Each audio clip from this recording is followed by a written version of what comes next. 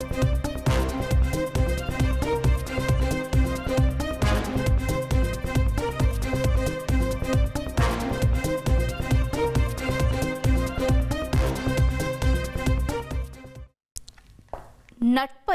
ஆவணங்கள் தீர்மானிக்க முடியாது என்று உயர்நீதிமன்றம் கருத்து தெரிவித்திருக்கிறது.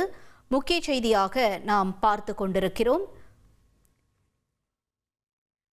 விவரங்களோடு இணைந்திருக்கிறார் செய்தியாளர் சுரேஷ். சுரேஷ், வணக்கம்.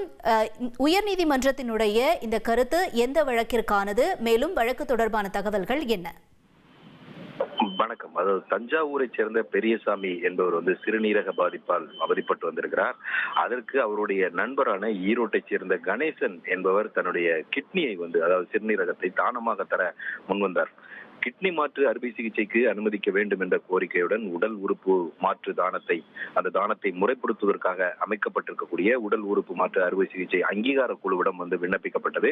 இது சம்பந்தமாக ஈரோடு மாவட்ட ஆட்சியர், அதாவது இவர் தானமாக கொடுக்கக்கூடிய கணேசன் ஈரோட்டை சேர்ந்தவர் என்பதனால ஈரோடு மாவட்ட ஆட்சியரிடம் அறிக்கை கோரப்பட்டிருந்தது. அந்த அறிக்கையில கணேசனும் பெரியசாமியும் குடும்ப நண்பர்கள் என்ன நிரூபிக்கிறது எந்த ஆவண ஆதாரங்களும் இல்லை என்று அந்த அறிக்கையில் தெரிவிக்கப்பட்டிருந்தது. இந்த அறிக்கையின் அடிப்படையில் கிட்னி மாற்று அறுவை சிகிச்சைக்கு அனுமதிக்க முடியாது என்று மறுத்து அந்த உடல் உறுப்பு மாற்று அறுவை சிகிச்சைக்கு அங்கீகார குழு உத்தரவு பிறப்பித்தது. இந்த உத்தரவை எதிர்த்து கிட்னி தானமாக பெற இருக்கக்கூடிய தஞ்சாவூரை சேர்ந்த பெரியசாமி சென்னை உயர்நீதிமன்றத்தில் வழக்கு தாக்கல் செய்திருந்தார். இந்த வழக்கை விசாரித்த நீதிபதி ஆனந்த் வெங்கடேஷ் தான் இந்த உத்தரவை பிறப்பித்திருக்கிறார். அதாவது அந்த உத்தரவுல என்ன சொல்லியிருக்காருன்னா, நட்பை எப்படி ஆவண ஆதாரங்களுடன் நிரூபிக்க முடியும் என்ற ஒரு கேள்வியை நீதிபதி எழுப்பியிருக்கிறார். அது மட்டுமல்லாமல் நட்பு என்ற உறவு உணர்வு அடிப்படையிலானது, அதை ஆவணங்கள் தீர்மானிக்க முடியாது என்றும் தெரிவித்திருக்கிறார்.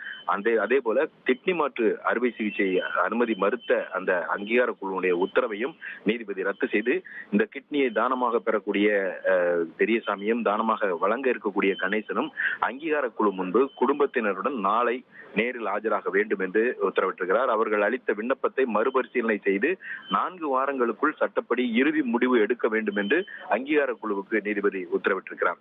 சட்டத்தை பொறுத்த வரைக்கும் உறவினர்கள் அல்லாதவர்கள் உடல் உறுப்பு தானம் செய்வதை அந்த சட்டம் தடை செய்யவில்லை.